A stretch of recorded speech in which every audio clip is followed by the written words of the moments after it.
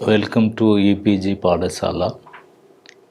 I am K. Mavali Rajan, Department of Ancient Indian History, Culture and Archaeology, Vishwabharati, Shantiniketan, West Bengal. Subject Indian Culture. The paper Socio and Cultural History of India from earliest to 1707 AD. The modules Socio and Cultural Life during the Pallavas and Cholas. The learning objectives of the present models to know about the social life of South India during the Pallavas and Chola period, the caste system, both landed community and landless community, to know about the Valangai and Idangai caste divisions, to understand about the practice of untouchability and practice of slavery, to understand about the system of Devadasis of medieval South India, the religious practice and the Bhakti movement of the Pallavas and Cholas, to understand about the education and literature of the Pallava and Chola period, to know about the art and architecture of the Pallavas and Cholas.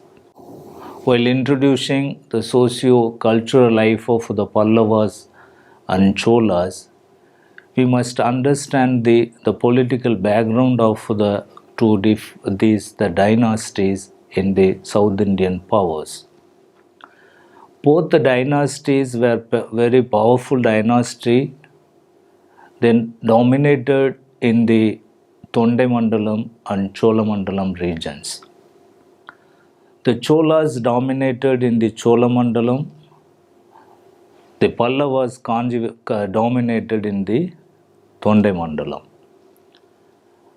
During the dynastic period, we can find changes in the social system, the changes in the cultural aspect, the changes even in the political and economic concept also. The Pallavas and Chola period had witnessed a drastic changes in the socio and cultural life of the people. The Varna system got strongly deep-rooted in the social life. Emergence of Bhakti movement had significantly changed the way of life of people. It was further stimulated by the temple building activity of the southern Indian regions. There was also a remarkable growth in education system, the development in art and architecture. The women were also highly respected in the social life of the people. During the Pallava period and Chola period, we can find the village autonomy was very much present in the South Indian society. First, we discuss about the social life of the Pallavas and Cholas. In the social life of the Pallavas and Cholas, the caste system, the important the social institution which played a vital role in the social affairs. The Tamil society was undergoing a thorough change in the dawn of the medieval period. The Varna system was deeply rooted in the social aspect. Each caste in the whether it is landed or the landless community, the more or less they had maintained the hereditary occupational group with an active organization for the regulation and production of its economic and social interest of the people. There was a close connection between the caste and occupation. Mostly the each caste involved in a different occupational groups. For examples, the Vellalas involved in the agrarian activities, the Naharatha involved in the merchant activities, the Vannar and the other, the low class community, they are the service community, they did their service to the rest of the social community.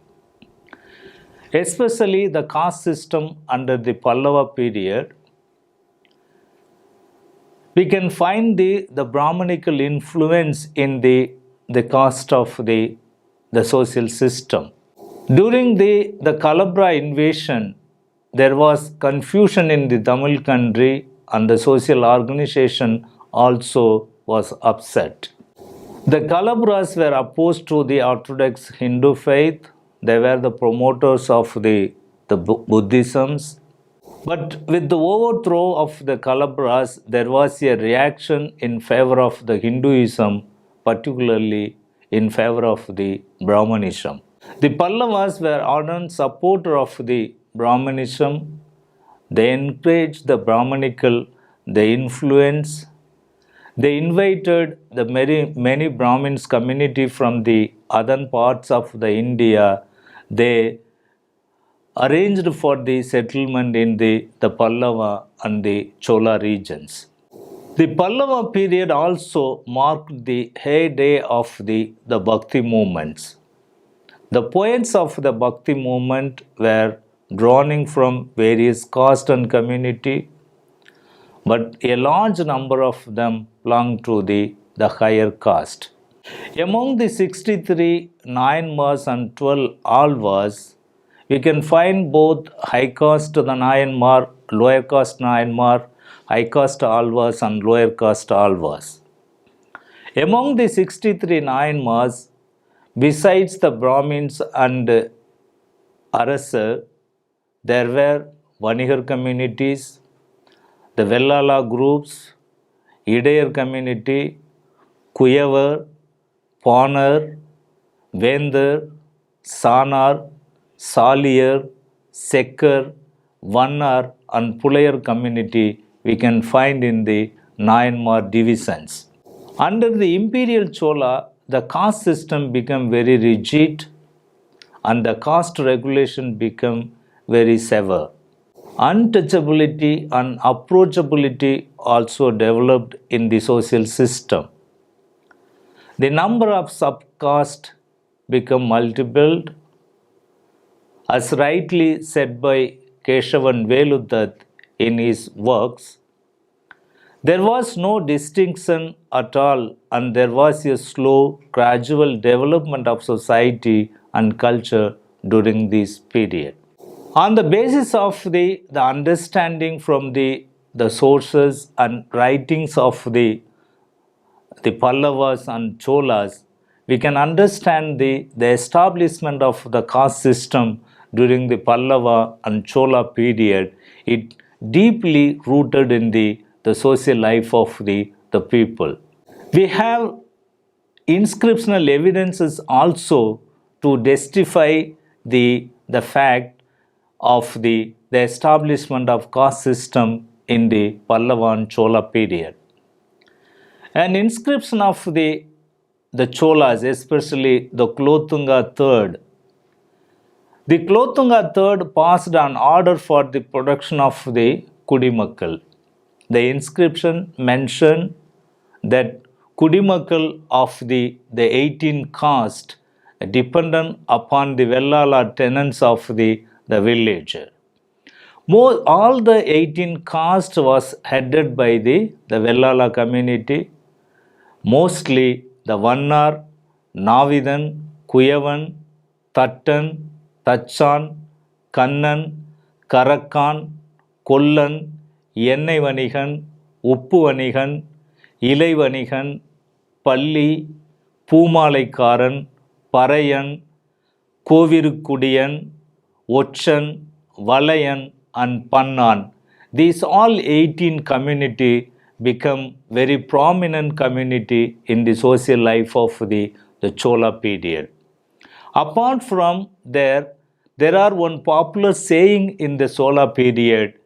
It says that Pallu Parai Padinettu Jadigalum, which includes the 18 communities with the Pallas and Parayas, which says that the 18 community of the social system of the Cholas were the prominent in the social life of the entire South India. About the middle of 14th century AD, there are also reference to the 18 principal caste or tribes. We can understand from the saying Pallu Parai Padinettu Jadiyum, the 18 caste inclusive of the Pallas and Paraya. A peculiar caste division prevalent in Chola time was Valangai and Idangai community. The Valangai, which stand for right hand caste, the Idangai, which stand for left hand caste. The other non-Brahmin caste were linked to either of these factions. Now we discuss about the dominant, the Brahmin community of the Pallavas and Chola period. The Brahmins were frequently referred in the early Tamil literature as scholars, those who well versed in the Vedic literature, as the performer of 6 duties such as reciting Vedas, sacrificing and making others recite and perform sacrifices, giving and accepting the gifts. These are the important 6 duties of the Brahmin which explained in the Tamil literature. Generally, they are portrayed as the people learned in the Vedas which earned the title as the Marayon. Non-Marai Mudalvan and Non-Marayon, which stand for who learned the 4 Vedas, which indicate the Brahmin community of the early Tamil society. References to Brahmin functioning as the priest occur only in the post-Sangam period, by which time the temple emerged as the important social institution. In the temple institution, the Brahmin played a vital role as the center of the all temple-oriented activities. The kings also donated land to the temple, which is referred in as the Devadana. These Brahmin found employment in the temple for reciting Vedas. They were also employed as the official in the royal court. They were employed as Vayil Kerpur and Tiruvandira Volai Nayakar as well as village accountants. Brahmin community produced distinguished poets and writers, and some of them were employed as court poets and Prasasti writers of the copper plates of the Pallava and Chola period. Apart from the Brahmin communities, the Vellalas also the important community of the social life of the South India. They were very powerful land owning community in the South Indian society. Mostly the Vellalas were occupied an equally important position compared to the Brahmin society. This peasantry class constituted a major force as the owners of the production. Tolhapiyam distinguishes the Vellalas into 2 categories. One is the superior Vellala, another one is the inferior Vellalas.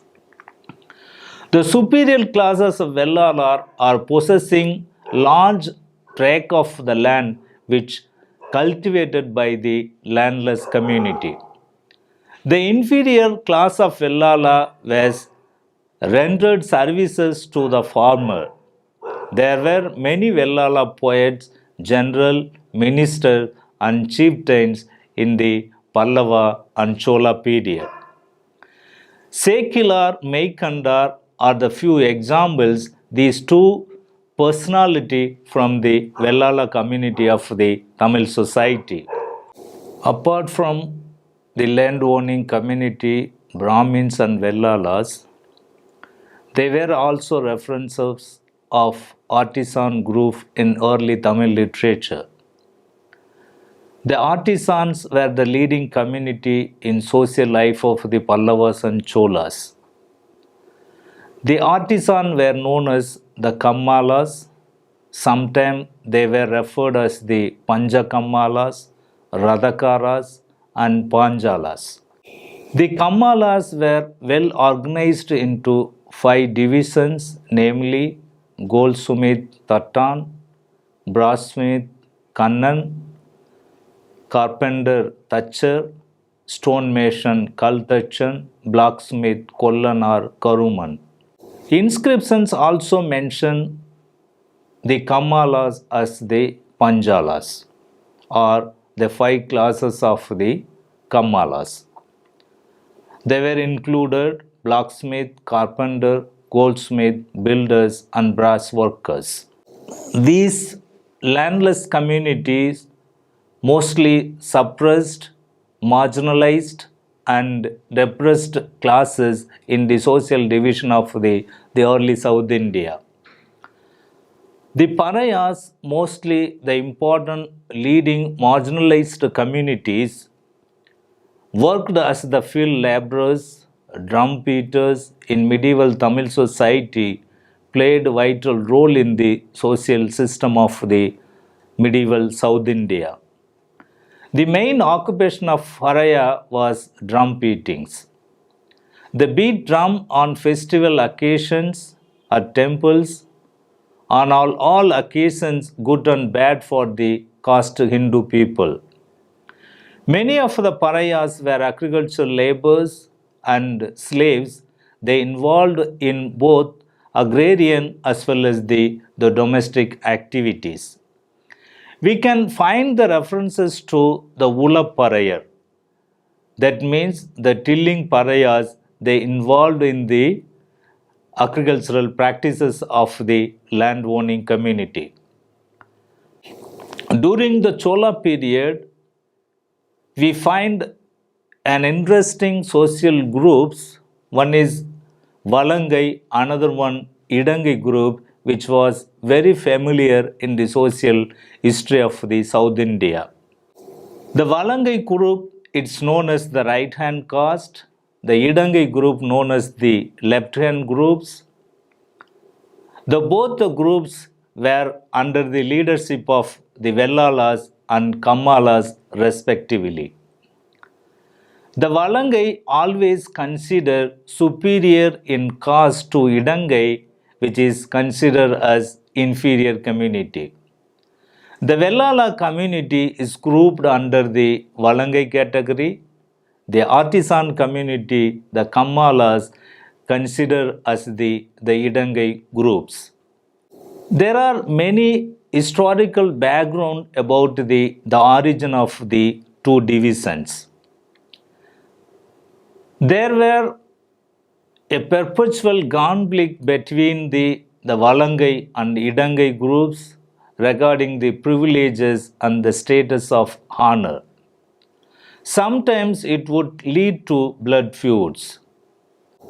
Thus, on account of Tamil society of the medieval period, particularly of the Chola period, would be incomplete without referring the Valangai and Idangai caste groups. The practice of untouchability also prevalent during the Chola and Pallava period. Untouchability is a kind of social oppression imposed on the particular caste or caste on the basis of their low-born status. The untouchability was a practice from early times in the Tamil country. Some of the occupation of the Tamil country were treated as the lower occupation. Among them, the lower section of society, the botry was one. The washermen, who are called as Vannar, also formed another class of professional workers were treated as the untouchable community in the social life of the Cholas. The untouchability of the early Tamil society is deep rooted in the social life of the people. There were several terms which indicate the practice of untouchability in early Tamil society. The words like the Pulayan, Pulaithi, Ilichinan, Ilipirapalan, which indicate the low-born status of the lower community. Apart from the practice of untouchability, slavery was also universal social evil. It had origin even from the early period of Tamil society. In India, its origin closely associated with caste system. Some scholars has pointed out that there are records relating to the existence of slavery in Tamil country from the early Tamil period. In medieval Tamil country, we find three kinds of slaves. The first category is domestic slaves, the mostly involved in the household work of the landowners. The second category is the agrarian slaves. They involve in the all agricultural practices. The temple slaves, they perform the temple ritual and the temple services in the temple institution. There are several inscriptions in the 12th and 13th century to sell transaction of the human merchandise. The owners of the slaves are found to be landlord, both Brahmins and non-Brahmin community. Even the military chiefs, religious leader, besides, of course, the temple also is the owners of the slave. The agrarian slaves involved in agrarian duties like cultivation, particularly in the rice cultivation, which required lot of the human powers. They must have been also involved in domestic duties in cleaning the houses, helping their master in household affairs, etc. The temple also had number of slaves. The temple slaves were known as the Devadasis.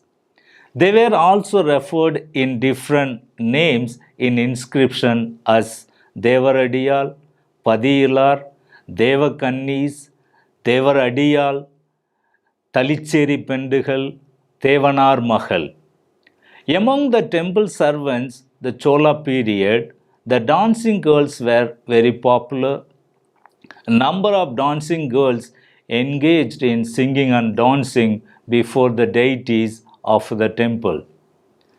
They were expected to perform the services on special occasions such as festivals, at the time of offering pujas, at the time of king's visit to temple.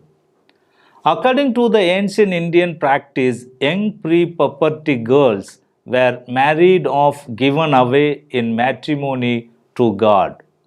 This matrimony ceremony, which referred as Pottukattudal ceremony. During that ceremony, the thali was tied round their neck by the temple priest. It initiated the young girl into the Devadasi tradition. Next, we discuss about the religious practice of the Pallavas and Chola period. The Pallavas and Cholas were devoted to the worship of Shiva and Vishnu. They both the rulers constructed several temples for Shiva and Vishnu gods. Especially the Pallava ruler Mahendravarman was first who adopted the worship of Shiva. He showed reverence to other Hindu gods also. Vaishnava and Saiva saints lived during his time. They promoted the development of the Saivism and Vaishnavism tradition. In general, the Pallava were the tolerant to other religion also. Buddhism and Jainism lost their appeal. The Chola kings were the Saivites mostly. They constructed number of Shiva temple in their territorial units. The Vaishnava faith also prevalent during this period. Because of the growth of temple-based bhakti movement, the temple became the center of all socio and cultural activity of the medieval South India. During the Pallava period, the Saiva saint Nayanmar preached Saivism. There were 63 Nayanmars in Saiva sect. The most important among them were Appar, Sundarar, Sambandar and Manikavashakar. The Hammans composed first three were called as Tevaram. The Manikavasakar composed Tiruvasakam. There were also women saints like Karaikal Ammayar among the Nayanmas. The saint Appar converted the Pallava king Mahendravarman to Saivism from Jain faith. Like Jaivism, the Vaishnavism also flourished during the Pallava period. The Alvas were 12 in numbers. Among the Alvas, Poihe Alvar, Peyalvar, Pudattalvar, Tirumangai Alvar were very prominent. The first three had composed Nanmugan Tiruvandadi. The other Alvars like Nammalvar, Periyalvar and Tirumangai Alvar also contributed to the growth of Vaishnavism. The only woman among the 12 Alvars was Andal. The Hammans of Alvars have been compiled into Nalayira Divya Prabandham, which is the very popular literatures in the Vaishnava tradition, which sung in all the Vaishnava temple even during the modern days also. Next, the Bhakti movement is the important segment during the Pallava period. The Bhakti movement emerged as a devotional movement in South India during the 6th and 7th century AD, made a tremendous impact in the socio and cultural life of the people. During the Pallava period, the Nayanmas and Alvas preached the cult of Bhakti among the people. There were two important aims for the Bhakti movement. First, to meet the challenges posed by Buddhism and Jainism, and to spread the Jaivism, Vaishnavism in the South Indian regions. The Bhakti movement gave a new vitality and progressive outlook to the Hinduism. The saints spoke, wrote, and preached in the regional languages. It easily reached the Bhakti devotees. So, during the Pallava period, Bhakti movement emerged as the independent movement. Both Alvas and Nayanmas, they preached their religious idea, they propagated the religious idea among the mass of the people. Next, we discuss about the education system of the Pallavas and Chola period. The education in early days of South India was afforded by Jains and Buddhists. The Jain institutions were located in different parts of South India, especially in Madurai and Kanchipuram regions. Soon, Brahmanical institution also established. Gattihas, Madas, Agraharas were some of the Brahmanical institutions which established in the Pallava and Chola territories for the promotion of the higher education among the masses of the people. The Gattihas were Brahmanical institutions attached to the Hindu temples. The Madas also become the important institution which almost attached with the Saiva and Vaishnava Hindu tradition. The Sanskrit was the medium of instruction and also the official language of the Pallava territory. Kanchipuram, the capital, was the greatest center of the Sanskrit learning during the Pallava period. The scientific works of the Varahamihira and the poetry of the Kalidasa and Paravi are well known during the Pallava period. During the Chola period, school functioned under the shade of a tree in the veranda of the temples. The Mada, Palli and Vihara were the important center of learning which owned large libraries during these days.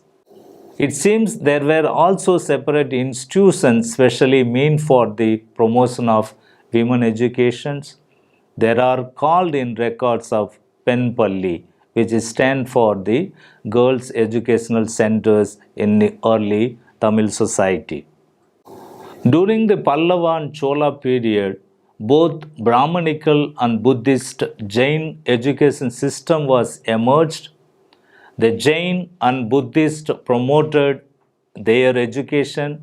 Even the Hindu tradition also, the Brahmanical system of education also promoted in the among the Hindu social system. Now we discuss about the literature of the medieval South India. The Pallavas and Chola had encouraged the growth of Sanskrit and Tamil literatures, especially the Pallava king Mahendravarman I, himself a literary intellect, wrote the Mattavilasa Prakashanam and Bhagavata Aikyam in Sanskrit. Tandin was a great Sanskrit scholar who lived during the Pallava ruler, wrote Kavya Darsha. Sanskrit scholar Paravi had visited Kanjipuram during Pallava period. Apart from the Sanskrit literature, the Tamil literature also developed. The Nayanmars and Alvars had composed their religious songs in Tamil. Their contribution to the growth of Tamil literature was significant, and their devotional songs constitute important religious literature of the period. The Tamil scholar Perundevanar wrote Paradavenba. Kalladanar had composed a grammar work called Kalladam. Another work, Nandi Kalambaham, describes the rule of Pallava king Nandivarman III, but we do not know its author. Thus, the Pallava rule had witnessed the growth of both Sanskrit and Tamil literature. Now we discuss about the literature during the Chola period. Like the Pallava ruler, the Chola also patronaged for the development of literature. The Bhakti literature, which very popular, which emerged as the important literary tradition during the Pallava period onwards. The Bhakti movement resulted in splendid growth of devotional literature. Devaram songs of the Upper Sundarar and Samandar are important. Manikavasagar, Thiruvasagam also the important contribution to the Bhakti literature. Alvar also promoted the Vaishnava literary tradition. The song of the Nammalvar was edited as the Thiruvaimoli. They are famous for the profound religious idea embodied in them and constitute some of the most sacred religious literatures of the Vaishnava tradition. The literature under the Cholas. The Chola age marks another milestone in the history of Tamil literature. We saw the output of epics, Parani, Kovai, Ula, Kalambagam, Pillai Tamil, commentaries, and new kinds of works on grammar during the Chola period. Literature of this period may be classified into three categories: religious, secular, and political. The religious literatures of the Saiva and Vaishnava tradition were beginning to the systematically collected and categorized works. Nambi Andar Nambi, a contemporary of Chola king Rajaraja I, collected and arranged the books on Saivism into 11 books called Tirumurais. The Saivites' work was standardized in Sekula's Periya Puranam, which is also known as Tirutondar Puranam, which is the 12th book of the Saiva canon. Of the works on Buddhist and Jain faith, the most noteworthy is the Sivaga Sindhamani by the Jain ascetic Tiruthakkadeva. There were a number of works written on Tamil grammar also. Yapparunkalam and Yapparunkala Karge were the two important works on prosody by Jain ascetics Amirda Saha. Buddhamitra wrote Veerasoliyam, another work on Tamil grammar. Veerasoliyam attempt to find a synthesis between the Sanskrit and Tamil grammar. Other grammatical works of this period are Nannul by Pavanandi Pulavar and the annotation on Purananuru Purapurul Venbamalai by Ayanarai Danar. Of the works of the political nature, we find poetic works on various Chola kings. Jayam Kondar wrote Kalingathu Parani, which is a semi-historical account on the two Kalinga invasion of Klotunga first. Jayam Kondar was a poet in the Chola period. His work is a fine example of the balance between fact and fiction the poet had to treat. Ottakuthar, a close contemporary of Kambar, wrote three ulas known as Moovar Ula on Vikrama Chola, Klotunga Chola II and Rajaraja Chola II. Both the Pallavas and Cholas promoted the literary tradition of the South India. There we can find both religious literature and secular literature as well as the political literature. The glory of the Pallavas and Cholas still remain in their contribution to the art and architecture. They were the pioneers of South Indian temple culture. They introduced a new style of architecture called Dravidian style. The temple architecture of the Pallavas is divided into Rakat and structural temple. The Rakat temples are further divided into excavated pillared halls and monolithic rathas. The Pallava ruler Mahendravarman started the building of Rakat temples in South India. He built many temples, especially he built Mahabalipuram, an immortal center of artistic excellence by making it the birthplace of South Indian architecture and sculpture. He also constructed a cave temple at Mandakapattu in Saudarga district, which is dedicated to Vishnu, Shiva, and Brahma. The monolithic rathas and sculpture mandavas constitute the Mamallan style of architecture.